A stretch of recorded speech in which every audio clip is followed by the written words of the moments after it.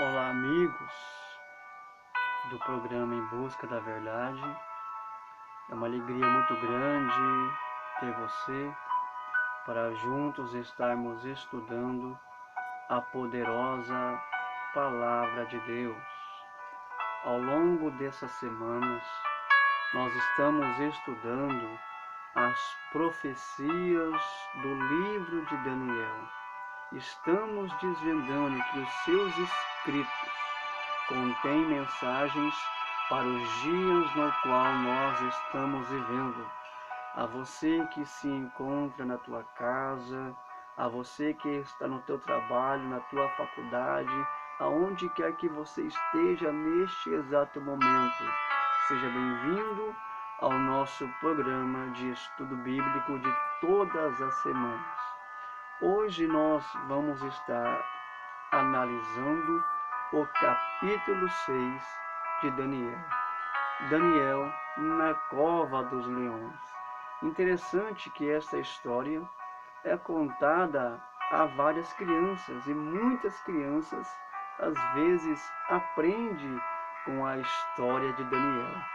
E hoje nós vamos estar falando um pouco a respeito desta palavra, a respeito desta história e o que ela quer nos ensinar para os dias que estamos vivendo.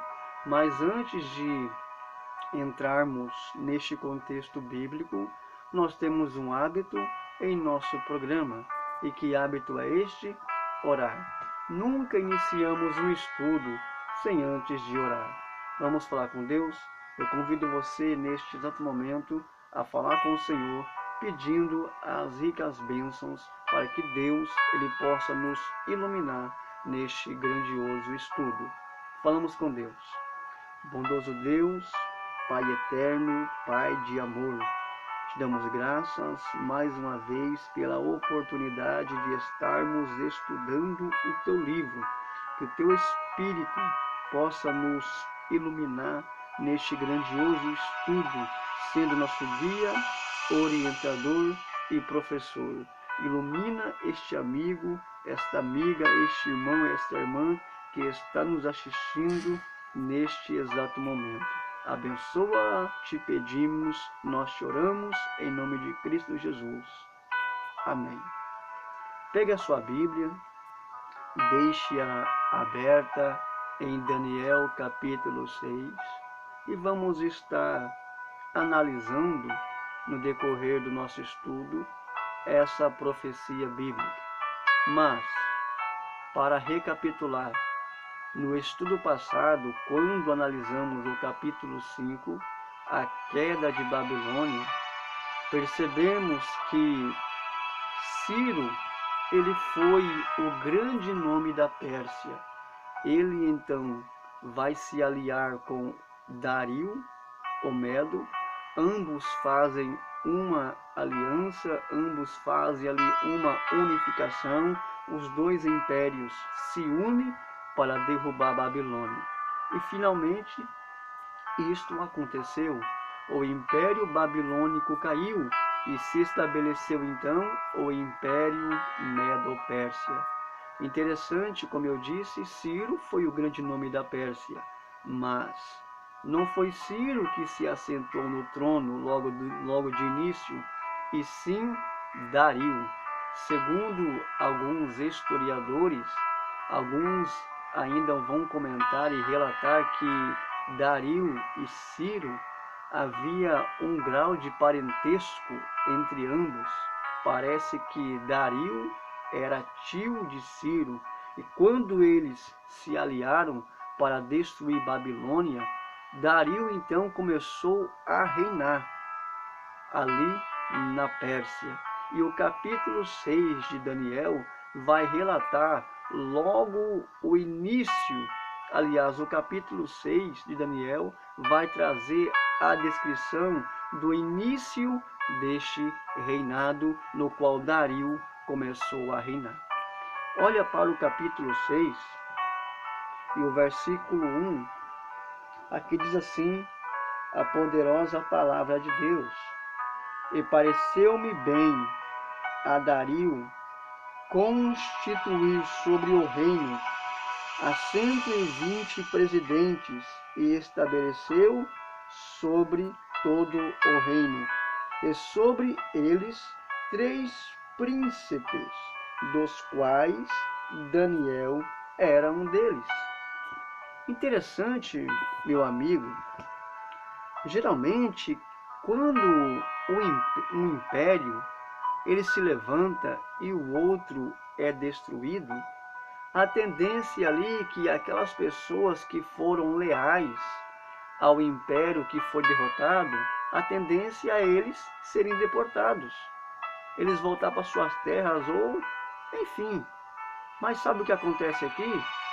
Daniel, ele continuou com grande destaque. Percebemos que Daniel, ele era assessor direto do rei Nabucodonosor, e através da influência de Daniel, o próprio rei Nabucodonosor, momentos antes da sua morte, proclamou um decreto enaltecendo a grandeza de Deus. Através de Daniel, aquele grande monarca acabou se arrependendo, acabou se humilhando diante de Deus. Veja a influência de Daniel que havia em Babilônia. Agora a Babilônia caiu, o Império Medo-Pérsia se estabeleceu e Dario então começou a reinar. E logo de princípio, Dario já começou a observar essas qualidades em Daniel, que Daniel, nele havia um espírito excelente. E Dario, vendo todas essas qualificações em Daniel, nomeou ele como um dos seus príncipes. Aliás, quando a Medo-Pérsia derrotou Babilônia, o que aconteceu? O império, o reino, foi dividido ali em 120 satrapias. E em cada satrapia foi nomeado ali um sátrapa para cuidar, ou seja, um sátrapa é como se fosse um presidente nos dias de hoje. Foi isso que o rei fez, ele dividiu o reino e nomeou esses 120 presidentes para cuidar dos seus negócios. E sobre esses presidentes, o rei constituiu ainda 3 príncipes, e Daniel era um deles. E o rei, vendo essa fidelidade em Daniel, o rei, vendo que em Daniel havia um espírito bom, um espírito excelente, porque tudo que ele fazia, Deus era na vida dele, o rei resolveu ali colocar Daniel a um degrau acima. O rei resolveu ali a conceder a Daniel um cargo mais sofisticado do que aquele que ele já tinha. E sabe o que aconteceu? Isto causou uma grande inveja nos príncipes e também nos presidentes que havia em todo o reino. E eles então buscaram ocasião para tentar derrubar a Daniel.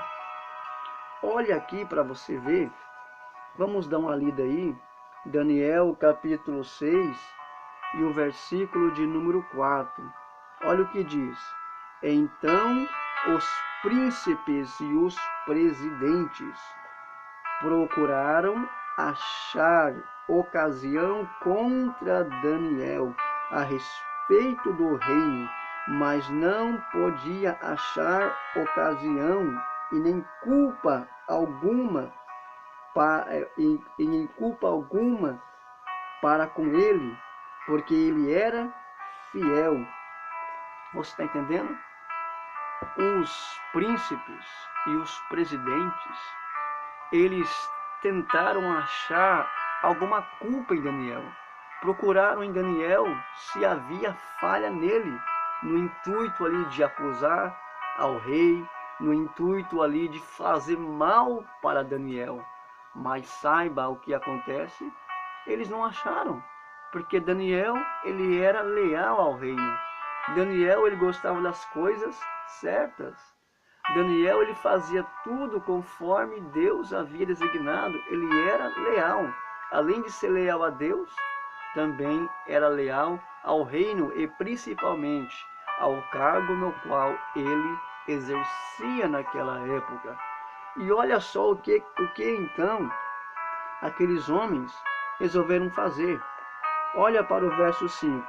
Então esses homens disseram: nunca acharemos ocasião alguma contra este Daniel, senão a procurarmos contra ele na lei do seu Deus.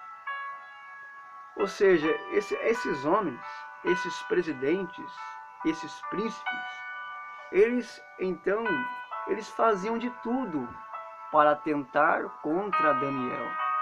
Ou seja, eles queriam fazer uma espécie de complô contra Daniel.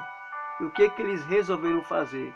Eles resolveram apelar na lei no qual Daniel servia, ou seja, na lei do Deus vivo. Por que, meu amigo? Porque Daniel, ele tinha um hábito. Daniel, ele orava a Deus constantemente. Se você ler na sequência do texto, Daniel, ele por 3 vezes, ele orava a Deus. E ele fazia isto constantemente. E essas pessoas começaram a analisar a vida de Daniel. Eles começaram então a analisar essas coisas. E eles armaram uma grande cilada, uma grande emboscada para tentar derrubar Daniel. E o que eles fizeram? Se nós lermos aqui a partir do verso de número 7. Eles foram para o rei, eles se apresentaram diante do soberano e disse para o rei: ó rei, nós aqui, os presidentes, nós, os prefeitos, todos os governadores, todas as autoridades, nós se reunimos em um conselho e pedimos para que o Senhor faça um decreto, que no espaço de 30 dias, nenhum Deus seja adorado e nenhuma petição seja feita a nenhum outro Deus, a não ser para ti, ó rei. Percebe-se que essas palavras vinda daqueles homens, com certeza, moveu o coração do rei. O rei se sentiu, enfim, engrandecido por tais palavras, e isto soou bem aos seus ouvidos. E o que aconteceu, meu amigo, na sequência? Ou seja, esta foi a ocasião que eles usaram para atentar contra a vida de Daniel. Eles armaram essa emboscada para que no espaço de 30 dias nenhum Deus fosse adorado, a não ser o próprio rei daquela época. E o que acontece? O que aconteceu? O próprio rei assinou o decreto. E um decreto Medo-Pérsia, segundo a cultura deles, não podia ser revogado, não podia ser anulado e nem tampouco impugnado. Um decreto assinado pelo rei teria que ser cumprido ao pé da letra. E como eu citei, Daniel, de costume, ele tinha esse hábito de adorar a Deus, de orar a Deus 3 vezes ao dia. E ele fazia isso cotidianamente.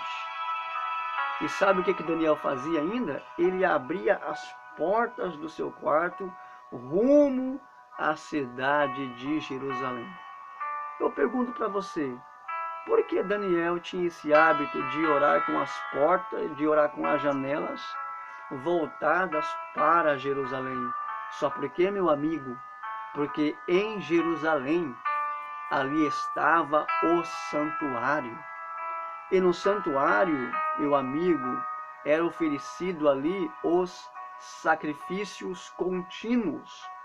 Todos os dias era morto um cordeiro às 9 horas da manhã e também às 3 horas da tarde. E esses cordeiros e essas ofertas contínuas tinham ali um foco ou um objetivo. E qual era a finalidade dos sacrifícios contínuos que era feito no santuário?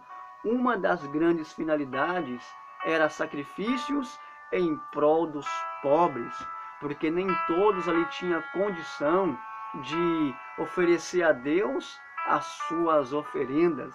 e um desses sacrifícios era feito por causa dos pobres, e o outro sacrifício que era feito era por causa dos judeus que moravam distantes de Jerusalém. Ou seja, os sacrifícios contínuos era baseado nesses termos, ou seja, era relacionado aos pobres e também para os judeus mais distantes. Ora, se nós olharmos o contexto aqui do capítulo 6, o santuário havia sido destruído, Jerusalém estava em ruínas. Agora, o porquê Daniel ele orava a Deus com as janelas voltadas para Jerusalém? Só porque, meu amigo, por hábito, por costume, e Daniel acabou se adaptando. Aliás, isto começou a fazer parte da vida peculiar, da vida cotidiana do profeta Daniel. É por isso que Daniel ele tinha esse hábito. E uma coisa que nós aprendemos aqui também e que podemos aplicar para os dias no qual estamos vivendo, que vale a pena, meu amigo, nós orarmos a Deus. A oração, ela é a chave para obtermos as nossas conquistas. Dizem por aí que a oração é a respiração da alma. Enfim, a oração, ela aproxima o ser humano de Deus. A oração é o elo que une o Criador com a sua criatura. A oração, ela é a arma essencial para o remanescente fiel, para aqueles que esperam o segundo advento de Cristo. E Daniel, ele fazia isto constantemente. E o que aconteceu na sequência? Daniel ele foi pego no seu ato. Veja que a estratégia que os presidentes, que aqueles homens ali usaram contra Daniel funcionou. E sabe o que eu aprendo aqui, amigo, também? Daniel, ele nem se preocupou com o decreto. Daniel, ele soube que o decreto foi assinado pelo rei. O rei assinou o decreto. E Daniel não se preocupou com isso. Daniel, ele continuou com os seus hábitos. Daniel continuou com as suas orações. Daniel continuou dialogando com Deus, como ele sempre fazia todos os dias. Daniel, ele não se abateu pelo decreto, porque naquele decreto dizia: aquele que não respeitasse aquela norma ou aquela lei, o mesmo seria lançado na cova dos leões. Havia uma cláusula, havia uma pena de morte para quem não respeitasse o decreto de Dario. E Daniel então não se importou com isso, ele continuou orando ao seu Deus. E o que aconteceu? Ele foi pego. E quando ele foi pego, os homens viram ele orando a Deus, foram e notificaram ao rei acerca do acontecimento. E disseram para o rei: ó rei, este Daniel não faz caso algum de ti, e nem tampouco a teu decreto no qual tu decretou. Este, todas as vezes, todos os dias, ele ora a seu Deus 3 vezes. E isso ele faz cotidianamente. Ele não faz caso algum das suas leis. Sabe o que aconteceu? O rei na mesma hora se entristeceu. O rei se entristeceu por causa de Daniel. A pergunta é: por que o rei se entristeceu? Porque do rei ele havia se apegado com Daniel.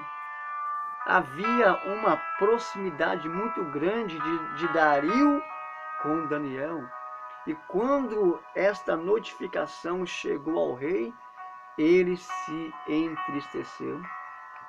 Se você ler aqui o versículo 14, Daniel capítulo 6, e o versículo de número 14, olha o que diz: ouvido então o rei o negócio, ficou muito penalizado, e a favor de Daniel propôs em seu coração livrá-lo, propôs em seu coração livrá-lo, e até o pôr do sol se empenhou em salvá-lo.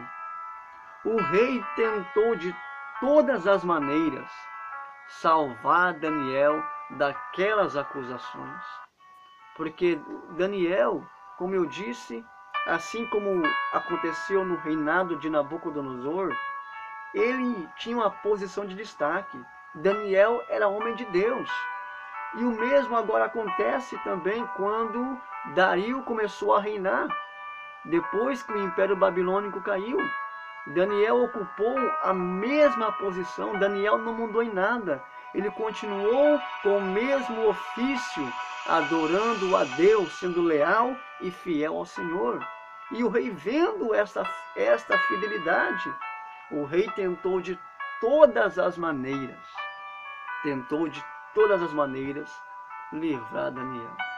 Mas saiba, meu amigo, que nada adiantou, porque foi um decreto assinado pelo rei. E segundo a cultura deles, como eu citei, este decreto não poderia ser revogado, teria que ser cumprido. E o que aconteceu? Daniel então foi lançado na cova dos leões. Olha para o verso de número 16, Daniel capítulo 6 e o verso 16. Então o rei ordenou que trouxessem a Daniel e o lançaram na cova dos leões. E falando o rei disse a Daniel: o teu Deus, a quem tu continuamente serve, ele te livrará. Olha o que o rei disse para Daniel. Eu vou aqui, amigo, conjecturar para você, para que você entenda. O rei automaticamente estava dizendo: Daniel, esses homens me enganaram. Eles buscaram ocasião contra a tua vida, mas eu não percebi a malícia que havia no coração desses homens. Eles me enganaram. Eu assinei o decreto, Daniel, e pela nossa lei nós temos que cumprir esse decreto. Mas saiba, Daniel, o teu Deus a quem tu serves, o teu Deus a quem tu oras cotidianamente, 3 vezes ao dia, o teu Deus, ele vai te livrar do poder dos leões. Veja a palavra de fé que o rei Dario falou para o profeta Daniel. E Daniel foi lançado na cova. E quando Daniel foi lançado na cova, uma pedra foi posta, o rei selou com o seu anel, para que cumprisse o decreto no qual foi assinado, e se retirou e foi até o seu palácio. E durante a noite, o rei dispensou os músicos, os instrumentistas, o rei dispensou eles, e o que aconteceu?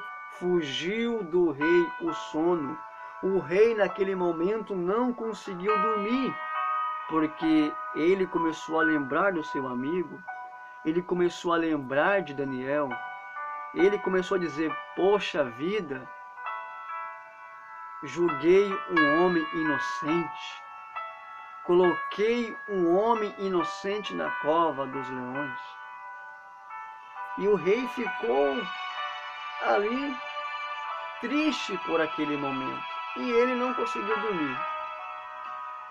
E pela manhã cedo, quando raiava o dia, o rei foi lá na cova.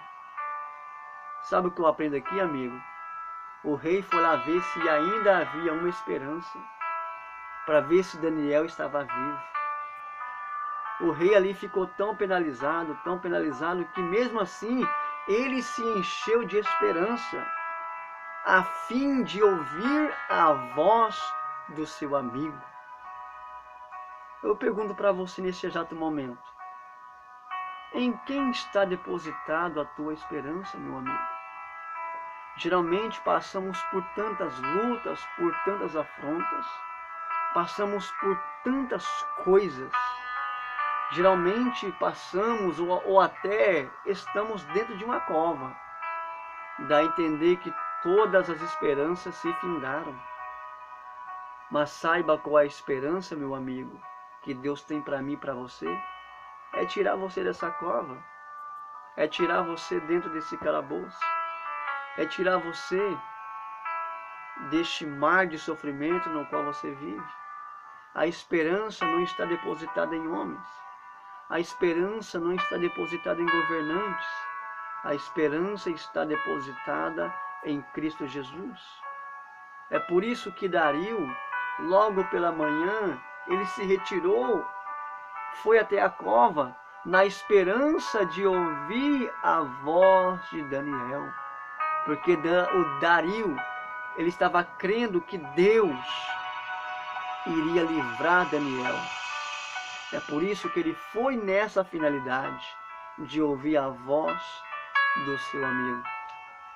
Olha para o verso de número 20. Daniel capítulo 6, o verso 20. E chegando-se à cova, chamou por Daniel com voz triste, e falou o rei e disse a Daniel: Daniel, servo do Deus vivo, dar-se o caso que o teu Deus, a quem tu continuamente serves, tenha podido te livrar do poder dos leões? Olha só o que Daniel respondeu. Verso de número 25, 21. Então Daniel falou ao rei: Ó rei, vive para sempre. O meu Deus enviou o seu anjo e fechou a boca dos leões, para que não me fizessem dano, porque fui achado em mim inocência diante dele, e também contra ti, ó rei, não cometi delito nenhum. Percebe-se que Deus, amigo, enviou um anjo especial para livrar Daniel do poder dos leões. Inclusive, nós vamos estar falando a respeito desse anjo, porque em toda a trajetória de Daniel, desde a Babilônia até o reinado de Dario e Ciro, Daniel teve um anjo em especial que cuidou dele. E quem era esse anjo? O anjo Gabriel. Nós vamos falar sobre isso no decorrer dos próximos capítulos, e principalmente nos estudos futuros, que há um anjo exclusivo, um anjo específico que cuidou de Daniel no período no qual ele estava exilado em Babilônia. E foi o que aconteceu. Deus enviou o seu anjo e livrou Daniel do poder dos leões. O rei então se alegrou ao ver Daniel, ao ver a voz do seu amigo, e imediatamente tirou Daniel da cova. E o que o rei fez na sequência? O rei se indignou, porque aqueles homens foram maldosos, aqueles homens por inveja, aqueles homens por cobiça, por querer usufruir de um cargo tão importante. O rei ficou tão irado que acabou punindo os acusadores de Daniel. E eles, com todas as suas mulheres e todos os seus filhos, foram lançados dentro da cova. E percebe-se, amigo, que quando eles foram lançados na cova, eles ainda nem haviam chegado ao fundo da cova, e os leões já haviam esmigalhado todos os ossos. Percebe-se que os leões estavam esfomeados, mas com Daniel eles não tocou nem um fio de cabelo seu. Daniel não sofreu dano. Daniel não sofreu nenhum hematoma. Deus livrou e Deus poupou Daniel daquele martírio, daquele sofrimento. E após este incidente, O rei Dario, ele promulgou um decreto, ele promulgou um ofício em adoração ao Deus vivo, ao Deus verdadeiro. Olha para o verso de número 26. Da minha parte é feito um decreto pelo qual em todo o domínio do meu reino todos os homens temam perante o Deus de Daniel, porque ele é o Deus vivo e para sempre permanecerá, e o seu reino não será destruído, e o seu domínio não terá fim. O rei decretou um decreto para todos os homens adorarem o Deus vivo, o Deus de Daniel, a quem livrou o mesmo do poder dos leões. Eu pergunto para você, meu amigo, que está me assistindo neste exato momento, o que esta história ela quer nos ensinar?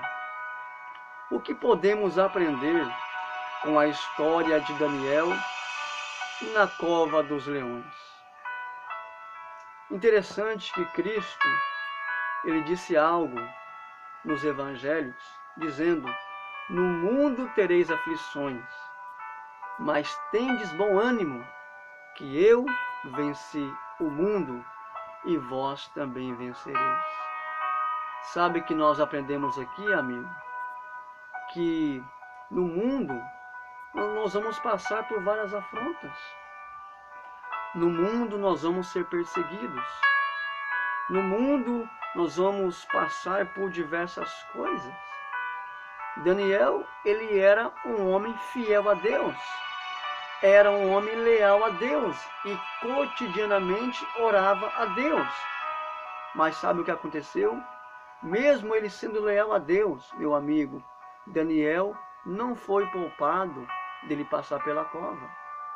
Ananias, Misael e Azarias, mesmo sendo devoto ao Deus verdadeiro, não adorando a imagem que o rei Nabucodonosor levantou, mesmo eles sendo leais a Deus, isso não impediu que eles fossem lançados dentro da fornalha.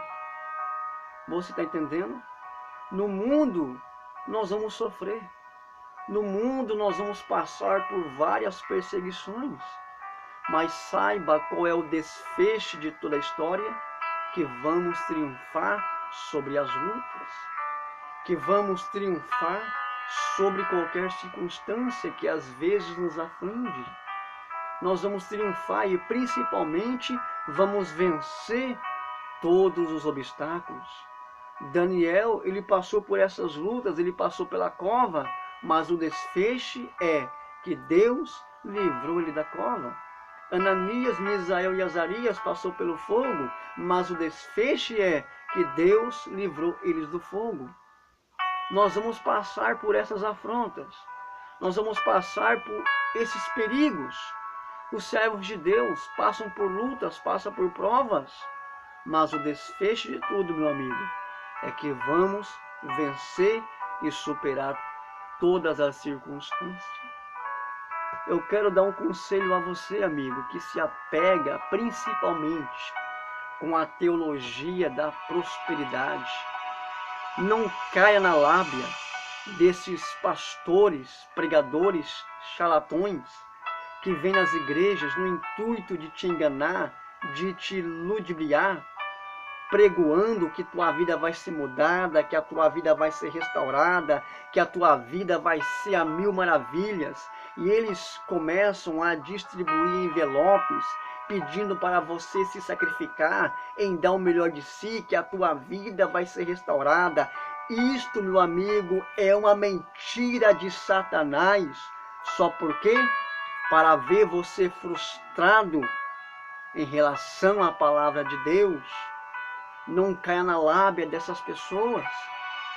Inclusive, eu faço um desafio bíblico para qualquer pastor, para qualquer liderança do Brasil e do mundo, aonde é que está na Bíblia Jesus Cristo nos prometendo riqueza para aquele que os serve.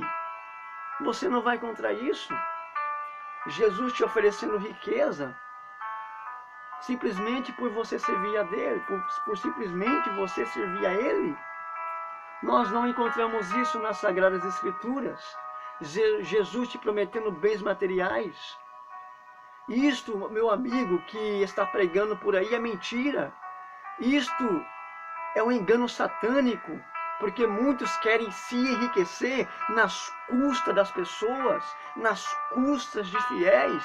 E com isso a palavra de Deus está ficando deturbada. A palavra de Deus está sendo profanada. Muitos não querem pregar a salvação que foi manifestada na cruz. Muitos não querem pregar sobre o segundo advento de Cristo. Agora, quando o assunto, meu amigo, se trata em financeiro, em bens materiais, a coisa já muda de questão.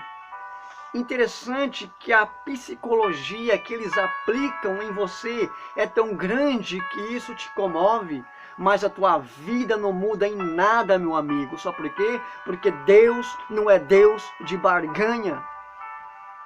Deus, ele não faz barganha com ninguém. Deus, ele já pagou um alto preço por nós, ele já manifestou a sua graça na pessoa bendita de Cristo. Ou seja, a salvação não é comprada. A salvação, ela é manifestada na cruz. E isto Deus já fez por mim e por você, enviando o seu Filho Jesus Cristo para morrer por nós. Você percebe que a palavra de Deus hoje, ela está profanada? Muitos não querem viver as verdades que a palavra de Deus nos ensina. Querem viver a vida de qualquer jeito, de qualquer maneira, ensinando doutrinas que são doutrinas de demônios, no intuito de afastar as pessoas da verdade. É o que está acontecendo no cenário nacional, amigo. Em nenhum momento nós encontramos na Bíblia Jesus te prometendo riqueza. Mas, cristiano, lá no Evangelho de João, capítulo 10, verso 11, diz: eu vim para que tenhais vida e vida em abundância. Mas, primeiramente, amigo, nós temos que analisar este texto dentro do contexto bíblico. Afinal, a que finalidade Jesus Cristo mencionou isto? Sabe qual é a vida de prosperidade? Sabe qual é a vida em abundância que Cristo está nos proporcionando? Não está ligado, meu querido, a bens materiais. Não está ligado às riquezas deste século. Sabe qual é a vida plena, a vida em abundância que Cristo está nos oferecendo? É o que está relatado em João, capítulo 14, versículo 1 e 2. Se você for prestar atenção, Jesus está preparando uma linda morada para nós. E sabe que morada é esta? Uma linda cidade para mim e para você. Este é o maior benefício de todo cristão. Esta é a vida plena, é a vida em harmonia, é a vida no qual Cristo está te proporcionando, meu amigo. Ou seja, a vida próspera que Cristo te oferece não está ligado aos bens materiais desse século, e sim na vida eterna que Ele está te oferecendo neste exato momento. É isso que Cristo nos ensina, meu amigo. Esta é a vida de regalias. Esta é a vida plena. Esta é a vida em abundância que Cristo está te dando. Uma vida de conforto, uma vida sem pecado, em um corpo incorruptível no qual nós vamos se revestir, um corpo imortal, um corpo glorificado, que a partir do momento em que Cristo voltar para buscar a igreja, nós vamos obter. E a partir daquele exato momento, nós vamos para a Nova Jerusalém, desfrutar de todos esses benefícios que Cristo está nos oferecendo. Você percebe, meu amigo, que a palavra de Deus hoje, ela está sendo profanada. Muitos querem se enriquecer e principalmente hoje estão surgindo muitos apóstolos. Para começar, meu amigo, a doutrina apostólica, ela nem existe no cenário atual. Porque se nós olharmos, só existe 12 apóstolos em toda a história bíblica, em todo o seu contexto, em toda a veracidade biblística. Somente 12 apóstolos Deus levantou. Sabe o que é feito, meu amigo, para uma pessoa nomear apóstolo? A pessoa, para ser um apóstolo, segundo a Bíblia, ela tem que andar com Cristo e ainda contemplar Cristo ressurreto. E creio que nenhum desses apóstolos que estão surgindo tem essas qualificações. Nenhum dos apóstolos atuais tem as credenciais legítimas de um apóstolo cristão, porque nenhum deles andou com Cristo e nenhum também contemplou Cristo ressurreto. Só teve 12 em toda a história bíblica.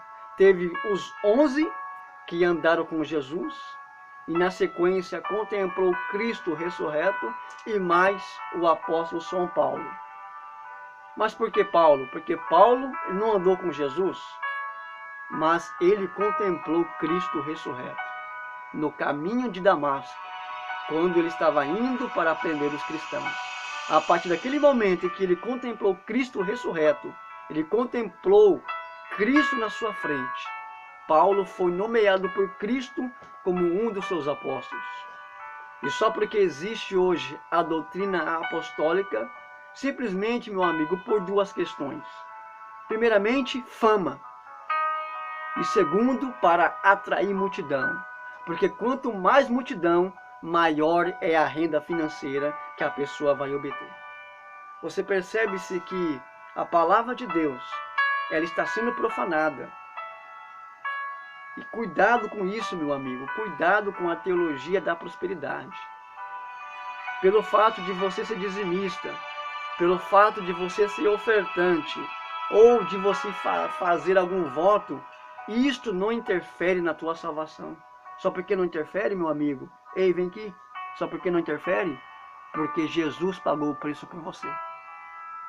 Jesus já pagou o preço pelas nossas vidas. E isso já veio de graça.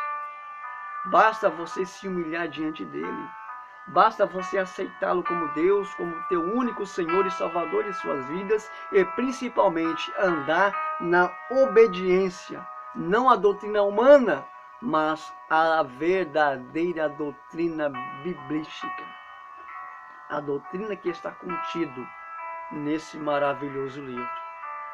E Daniel, no capítulo 6, ele nos traz esta lição. Uma lição de fidelidade. Uma lição no qual Daniel passou por essas aflições.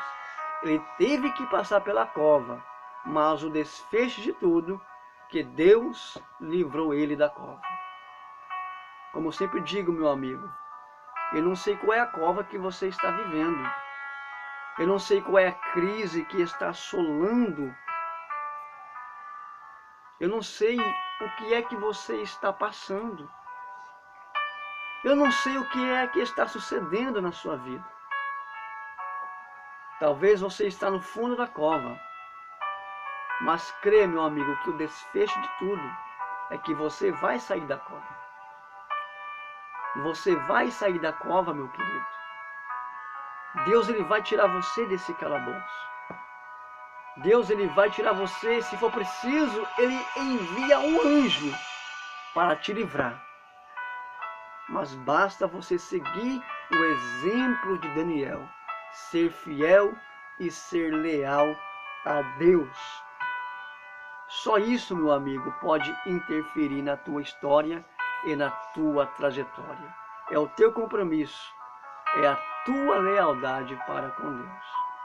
Como sempre, pelo fato de você fazer voto, pessoas entregar envelopes na igreja, você depositar algum dinheiro específico, tudo bem, você pode fazer isso no sentido de abençoar o profeta, de abençoar, aliás, o orador, aquele que está palestrando, mas aquele voto que você entregou ali não vai mudar nada na tua vida. O pregador vai embora, no outro dia você levanta cedo, vai trabalhar, os teus filhos vão para a escola, a tua vida segue cotidianamente.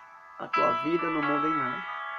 Mas a partir do momento em que você deposita a tua lealdade na palavra de Deus, não é em preceito humano, a partir do momento em que você se apega com a Bíblia, a tua história será totalmente diferente. E o desfecho dela, meu amigo, sabe qual é? É o teu nome escrito no livro da vida. E se você for prestar atenção no decreto de Dario, no versículo de número 26, sabe qual é o reino no qual Dario fala aqui, que nunca será destruído? Sabe qual é o reino que ele fala aqui, neste capítulo, nesse versículo? É o reinado de Cristo. É o reino que não terá fim. É um reino que jamais será revogado. É um reino que jamais será destruído. E isto acontecerá quando Cristo voltar para buscar os seus remanescentes fiéis. Você percebe-se que o livro de Daniel, ele enfatiza, ele exalta o retorno de Cristo a esse planeta. Nós vemos isso no capítulo 2. Nabucodonosor assinou um decreto exaltando o reinado de Cristo.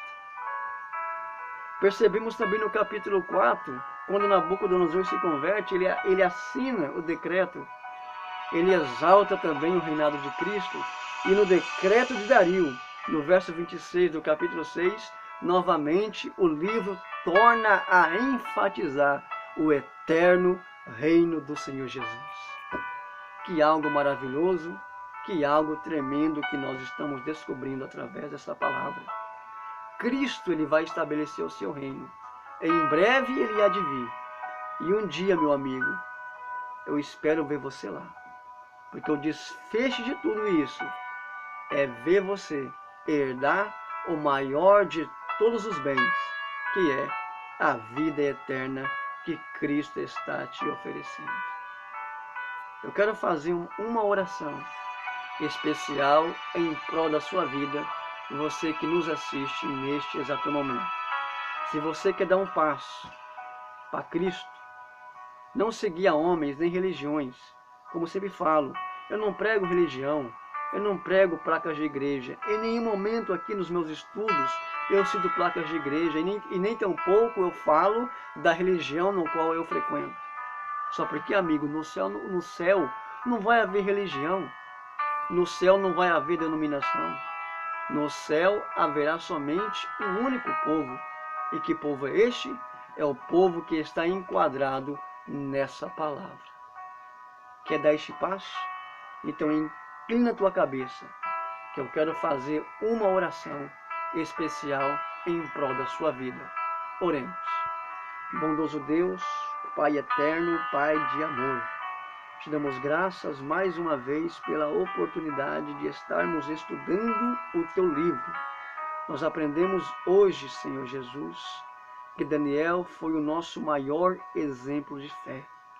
Nos ensine a se apegar com a tua palavra.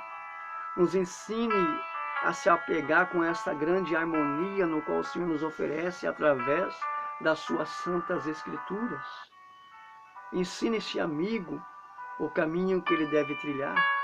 Essa pessoa que está se reconciliando, que está se convertendo, que está te aceitando, que o Senhor possa iluminar, Senhor, através da tua palavra, Senhor, porque ela é a nossa orientação, ela é a bússola que vai nos conduzir para o verdadeiro caminho.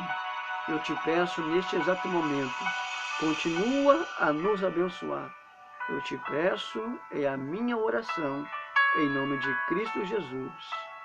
Amém. Amigo, Você que tomou essa grande decisão em seguir a Cristo Jesus, que Deus possa estar te abençoando, te iluminando e conduzindo os seus caminhos.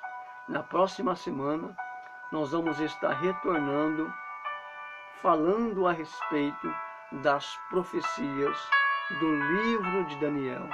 Como sempre digo, meu amigo, lâmpada para os meus pés e luz para os meus caminhos é a tua palavra.